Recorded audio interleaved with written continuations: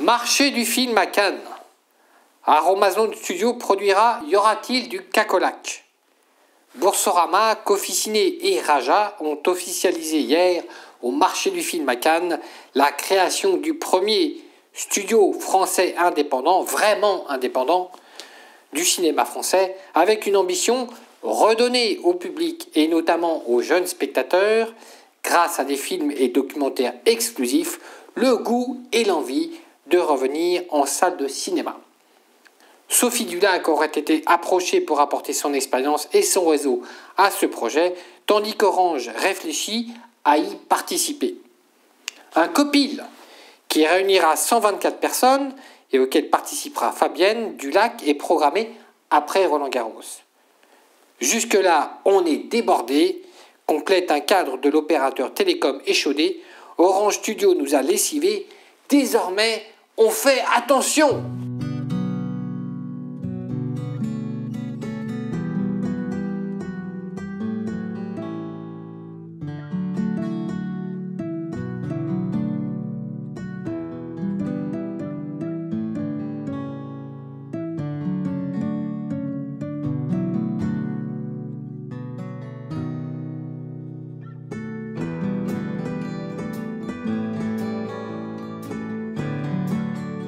Il était une fois.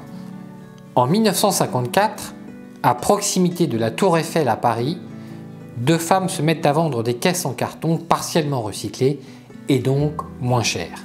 5 ans après, l'entreprise réalise déjà 1 million de francs de chiffre d'affaires avec 10 employés.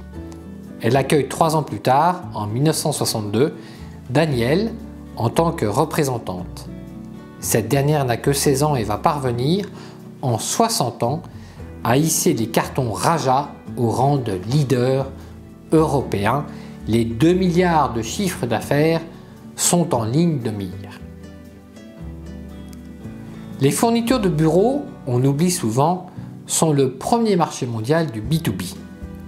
Grâce au rachat récent de Viking, en août 2021, la marque de e-commerce de Office Depot, qui avait été saignée par les fonds d'investissement, peu soucieux d'investir, Raja vise les 2 milliards de chiffre d'affaires à horizon 2023. Le groupe a une seconde conviction, posséder et gérer ses centres de contact en interne. Celui opéré encore par WSN en Afrique du Sud vit probablement ses dernières heures comme sous-traitant de Raja. À suivre. Les enjeux majeurs pour Raja, c'est... moi, c'est ce qu'avait dit Daniel dans une interview. Elle avait dit c'est devenir le Amazon du B2B. Voilà. Mais je pense que c'est une idée, un concept intéressant. Et qu'avec les rachats des entreprises de fourniture de bureaux, eh ben ça complète bien l'offre. Et surtout, il faut savoir que la fourniture de bureaux, aujourd'hui, c'est le premier marché mondial en B2B. Donc, c'était assez cohérent d'un point de vue stratégie commerciale qu'on se développe vers la fourniture de bureaux. Voilà, qui est toujours le premier marché mondial en B2B, même s'il régresse. Après, je pense qu'il y a aussi d'autres gammes de produits à développer et puis d'autres services aussi. Le mercato de l'expérience client embarque de plus en plus d'ingénieurs et de spécialistes. Supply chain et ses contraintes obligent. Tel Gilles Lebray, ingénieur diplômé de l'école centrale, récemment nommé patron des technologies data et transformation chez Lacoste.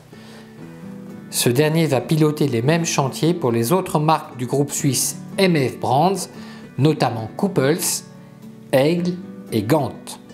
Relisez dans En Contact numéro 97 ce que ce même cadre a réalisé chez Target. Thierry Spencer est-il le Michel Drucker de l'expérience client?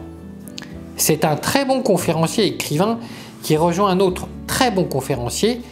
Thierry Spencer rejoint Laurent Garnier, cofondateur du cabinet spécialisé en parcours client KPAM. On l'avait dénommé au sein de la rédaction le Michel Drucker de l'expérience client car Thierry a des fiches sur tout le monde et des mots gentils pour tous ses invités. Bien sûr, ça n'est pas vraiment Michel Polac, mais Michel Polac est mort et Michel Drucker est vivant. KPMG envisagerait de créer une business unit dédiée au parcours patient dans les maisons de retraite. Il y a du travail. Quelques autres Amazon du service client qui ont bougé ou nous font rêver. Il y a 4 jours, la redoutable Amélie Poisson, qui travaillait à la Fnac et désormais DGA de la Redoute, a pris la peine de répondre directement à un client très mécontent sur LinkedIn. Je suis désolé des désagréments rencontrés, Jean-Marc Pénélo a pris en main votre dossier. Mais je reste à votre disposition si besoin. Bonne soirée. Gérer les avis clients, la supply chain, le NPS, une sacrée charge mentale. À ne pas confondre avec Amélie, Karine Poisson. Karine Poisson est partie en voyage à Mayotte, mais pas pour des vacances. Elle est là-bas, dans ce territoire éloigné, présidente de Total Energy Marketing. Virginie Ponce-Pascal, ING Bank, Hello Bank, devrait tenir le premier rôle de la comédie Y aura-t-il du cacolac, produite bientôt par Aromazone Studio.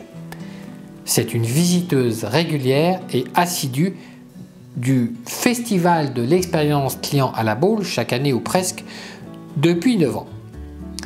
Formée à l'Institut Ming Télécom, où elle a brillamment passé son MBA, elle est aussi fine et intelligente que Sharon.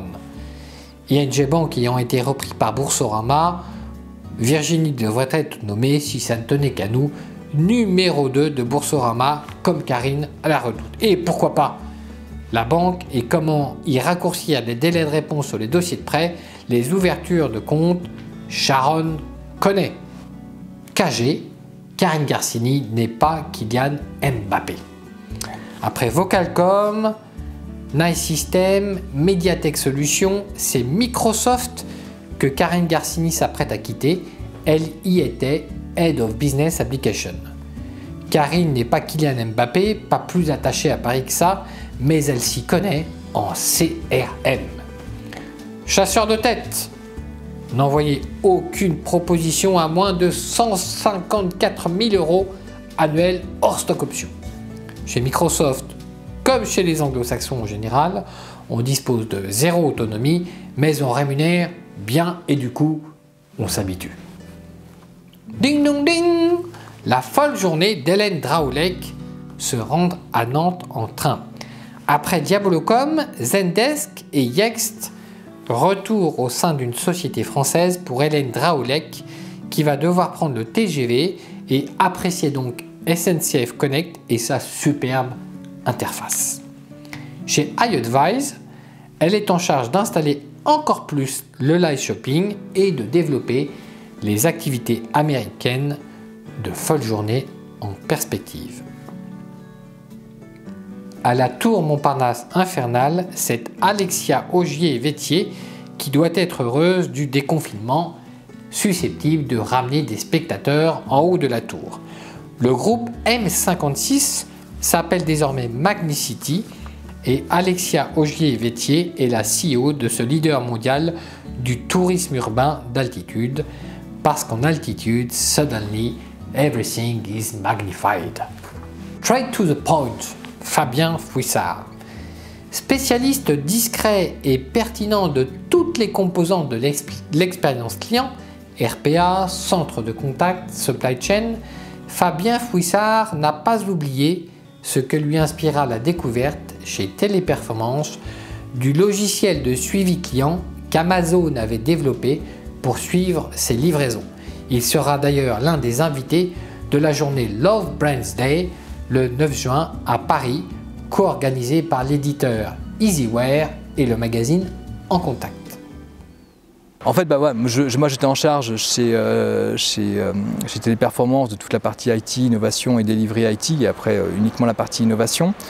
Tout ce qui était en fait outils, moi ça m'a toujours hyper intéressé. Et j'avais passé aussi 5 ans au sein d'un département qualité chez Laser Contact avec la partie process qui m'avait vraiment profondément marqué, avec quelqu'un qui est Stéphane Mitterrand, qui est toujours d'ailleurs le directeur d'Armatis LC. Et quand je suis allé en fait sur l'activité Amazon que Téléperformance gérait dans le Maghreb, j'avais été hyper interpellé par la simplicité de l'outil, parce que ce n'était pas un outil que Téléperformance mettait à disposition pour la gestion des contacts, la gestion de la voix, des emails, des contacts. C'était vraiment Amazon qui l'avait développé. Et c'était tellement straight to the point. Enfin, à l'époque, il y avait déjà des CRM, on en avait même conçu avant, il y en avait aussi chez Téléperformance, Salesforce, EasyWare, enfin, tout ce qui peut exister dans ce type de choses. Et là, c'était juste tourné vers l'efficacité. On sentait qu'il y avait la nécessité d'être ultra efficient à la seconde. Et c'est un peu le modèle économique des centres de contact, genre le modèle économique qui se joue à la seconde. Et je trouvais qu'il y avait une forme de quintessence, c'était très beau en fait. Tu vas me filmer longtemps avec ton truc? En contact à la rencontre d'Yves Chamberlain, résident dans la maison de retraite chez Domusvie. Ceux qui contribuent à créer des expériences marquantes ne sont pas tous jeunes, n'ont pas tous bon caractère, peut-être parce qu'ils ont des convictions. Yves Chamberlain, fondateur du studio Davout, repreneur du château d'Hérouville, coule des jours paisibles dans un EHPAD du 13e arrondissement à Paris, chez Domusvie. Nous l'avons rencontré. Vous allez me suivre avec cette sautelade pendant combien de temps là? Ça m'énerve ça. C'est vrai? Ouais.